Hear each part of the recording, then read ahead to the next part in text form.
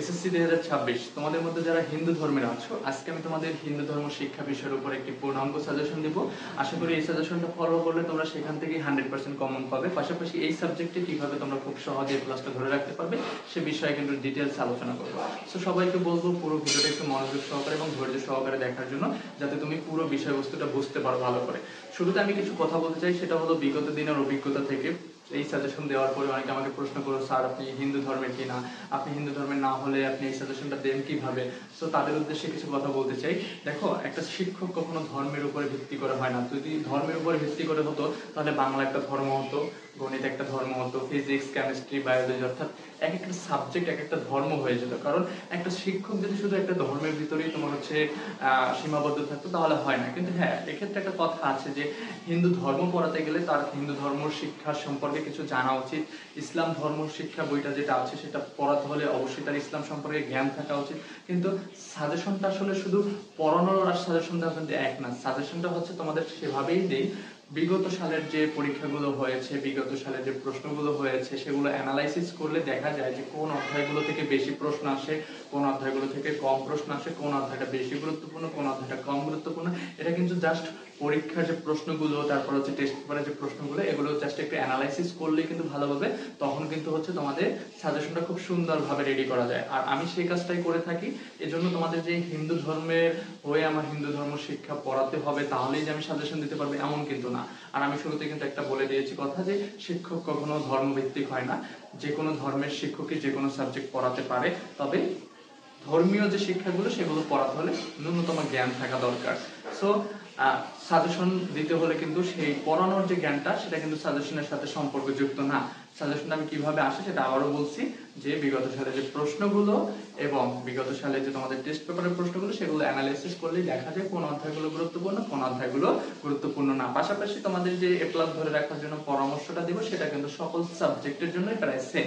So আশা করি তোমাদের যে এই অদ্ভুত ধরনের প্রশ্ন সেটার সম্মুখীন আমার আর হতে হবে না, এবং আমি আশা করি আমার সাজেশন পেয়ে তোমরা অবশ্যই উপকৃত হও। বিগত সালে যারা পরীক্ষা দিয়েছে তোমাদের সিনিয়ররা, তারা উপকৃত হয়েছে, তারাও 100% কমন পেয়েছে, এবং তোমাদের উদ্দেশ্য বলতে চাই তোমরাও ইনশাল্লাহ এখান থেকে 100% কমন পাবে।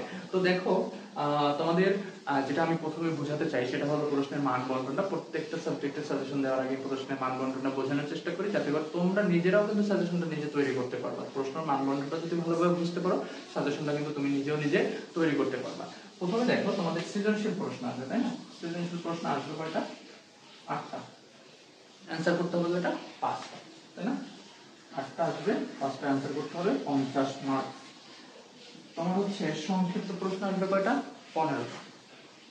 15টা সংক্ষিপ্ত প্রশ্ন আসবে, অ্যান্সার করতে হবে 10টা, 20 মার্ক, রাইট? এবং তোমার হচ্ছে এমসিকিউ থাকবে কয়টা? এমসিকিউ থাকবে 23টা। ঠিক আছে, এখন একটু চিন্তা করো, 50 আর 20 কত? 70, আর 30 কত? 100। এই 100 মার্কসে তোমাদের হচ্ছে এই সাবজেক্টে পরীক্ষা হবে। এখন প্রথমত তাহলে চিন্তার বিষয় কোনটা? সৃজনশীল। এটা নিয়ে যদি আমি একটু কথা বলি, সৃজনশীল তোমার আসবে 8টা। তোমাদের সংক্ষিপ্ত সিলেবাসে অধ্যায় আছে কয়টা? 1টা, 2টা, 3টা, 4টা, 5টা, 6টা অধ্যায়। তার মানে ভাবতেই পারতেছো যে কোনো অধ্যায় থেকে 2টা করে প্রশ্ন হবে। ঠিক আছে, যে কোনো 2টা অধ্যায় থেকে, কারণ 6টা থেকে 6টা আসবে এবং আরো থাকবে 2টা, সেই 2টা যে কোনো আরো 2টা অধ্যায় একের অধিকে আসবে, তাই না? তাহলে অবশ্যই এখানে তোমার সৃজনশীলের জন্য একটা সাজেশন হয় কিনা? অবশ্যই হয়। সেক্ষেত্রে তোমাদের হচ্ছে বিগত সালে যে অধ্যায়গুলো তোমার হচ্ছে বেশি তোমার প্রশ্ন আসতো না, সেই অধ্যায়গুলো যদি আমি বলি, সেটার মধ্যে একটা অন্যতম হচ্ছে 6ষ্ঠ অধ্যায়। এই অধ্যায়টা থেকে তেমন একটা প্রশ্ন আসতো না, ঠিক আছে, খুব কম আসতো। তো এই অধ্যায়টাকে তোমরা ক্লোজ করতে পারো সৃজনশীলের জন্য। আবার তোমরা হচ্ছে এমসিকিউর জন্য অধ্যায়টাকে বাদ দিও না। একটু ভালোভাবে, আমি শুরুতেই বলছি, ভালোভাবে বুঝতে হবে। না বুঝলে কিন্তু তুমি সাজেশনটা ফুল ফলো করতে পারবে না এবং দিন শেষে তোমার যে কাঙ্ক্ষিত এগুলা সেটা অর্জন করতে পারবে না। ঠিক আছে, 6ষ্ঠ অধ্যায়কে তুমি সৃজনশীলের জন্য বাদ দিতে পারো। বাকি যে অধ্যায় আছে, প্রথম অধ্যায় খুবই গুরুত্বপূর্ণ, এটাকে খুবই গুরুত্ব দিয়ে পড়তে হবে। 10ম অধ্যায় খুবই গুরুত্বপূর্ণ, এটাকে খুবই গুরুত্ব দিয়ে পড়তে হবে, কারণ এই 2টা থেকে আগে প্রচুর পরিমাণে সৃজনশীল আসতো, 2টা করে আসতো মাঝে মধ্যে। ঠিক আছে, এরপরে দেখো, তুমি 9ম অধ্যায়টাকে গুরুত্ব দিয়ে পড়ো, 4র্থ অধ্যায়টাকেও গুরুত্ব দিয়ে পড়ো। তার মানে হচ্ছে কয়টা অধ্যায়? প্রথম অধ্যায়, 4র্থ অধ্যায়, 9ম অধ্যায়, 10ম অধ্যায়। এই 4টা অধ্যায় পড়লেই তুমি সেখান থেকে 100% 5টা সৃজনশীল কমন পাবা এবং 4টা থেকে 6টা পাওয়ারও সম্ভাবনা তোমাদের আছে। ঠিক আছে, 6টা পাওয়ারও সম্ভাবনা আছে। তো তুমি 5টা 100% কমন পাবা। এরপর যদি কেউ ওভার কনফিডেন্স নিয়ে হলে যেতে চাও, স্যার আমি বিন্দু পরিমাণেও হচ্ছে সন্দেহের ভিতরে থাকতে চাই না, তাদেরকে বলবো অষ্টম অধ্যায় সেখানে তোমরা পড়তে পারো। ঠিক আছে, অষ্টম অধ্যায় পড়তে পারো, কিন্তু তোমার সৃজনশীলের জন্য প্রথম অধ্যায়, চতুর্থ অধ্যায়, নবম অধ্যায় এবং হচ্ছে দশম অধ্যায়। তোমার আমি আবারও বলছি 1, 4, তারপর হচ্ছে 9 এবং হচ্ছে 10, এই 4টা অধ্যায় সৃজনশীলের জন্য পড়া এনাফ। বুঝতে পারছো? শুধুমাত্র সৃজনশীলের জন্য।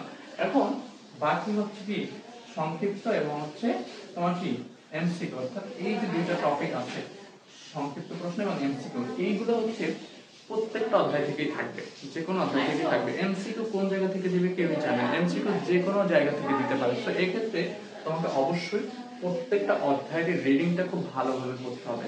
রিডিংটা যদি তুমি খুব ভালোভাবে করো তাহলে কিন্তু এমসিকিউতে এবং হচ্ছে এখানে তুমি 100% কমন পাবা এবং 100% তুমি উত্তর দিয়ে আসতে পারবা।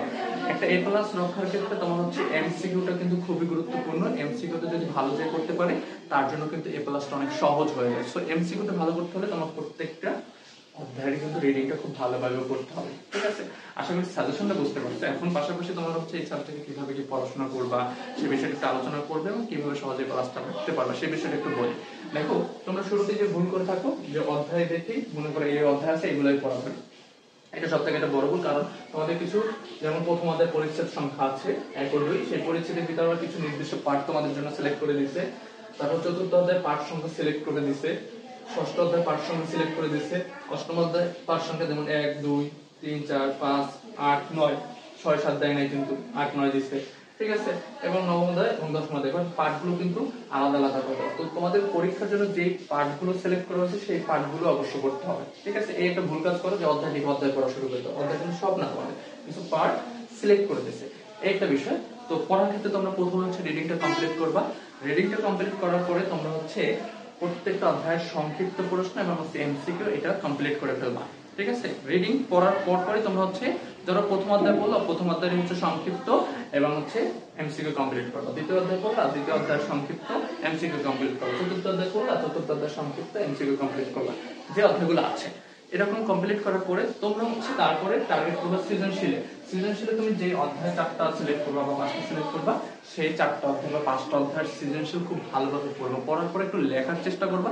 লিখলে হবে কি তোমার হচ্ছে প্রত্যেকটা সৃজনশীলের গুণগত যে মানটা লেখার ভিতরে থাকা দরকার সেটা কিন্তু তোমার ইমপ্রুভ করার একটা সুযোগ পাবা। কেন, তুমি যখন লিখবা সেটা কতটা গাইডের সাথে সামঞ্জস্যপূর্ণ হলো, কতটা সুন্দর হলো সেটা কিন্তু যাচাই করতে পারবে। এটা যাচাই করার পর তুমি কি করবা, তোমার যে জায়গাগুলো গ্যাপ আছে সেই জায়গাগুলো ইমপ্রুভ করার চেষ্টা করবা।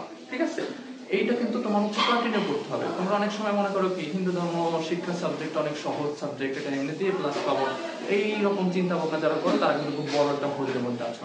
যেহেতু সহজ সাবজেক্ট, সেই সহজ সাবজেক্টে কিভাবে সহজে প্লাসটা অর্জন করতে পারবে সেই চিন্তাটা থাকা দরকার। এটা করতে হলে তোমার অবশ্যই যখন এই সাবজেক্ট একবার হচ্ছে কমপ্লিট হবে, কমপ্লিট হওয়ার পর তুমি এটাকে বারবার রিভিশনের ভিতরে রাখবে এবং অবশ্যই পড়ার যে রুটিন করবা সেখানে সপ্তাহে যেন তুমি হচ্ছে অন্তত 1 দিন বা 2 দিন এইটার উপরে আধা ঘন্টা বা 40 মিনিট সময় দাও, সেরকম একটা রুটিন করতে হবে। কারণ তোমার একবার কমপ্লিট হয়ে গেলে তোমার সবকিছু মনে থাকবে এমন কথা না, থেকে অনেক কিছু ভুলে যাবা এবং সেই ভুলে যাওয়াটাকে যেন তুমি স্ট্রংলি সেখান থেকে কামব্যাক করতে পারো, তুমি যেন তোমার হচ্ছে মনে রাখার পার্সেন্টেজটা অনেক গুণ বাড়াই দিতে পারো, সেজন্য কিন্তু অবশ্যই তোমাকে বেশি বেশি রিভিশন দিতে হবে।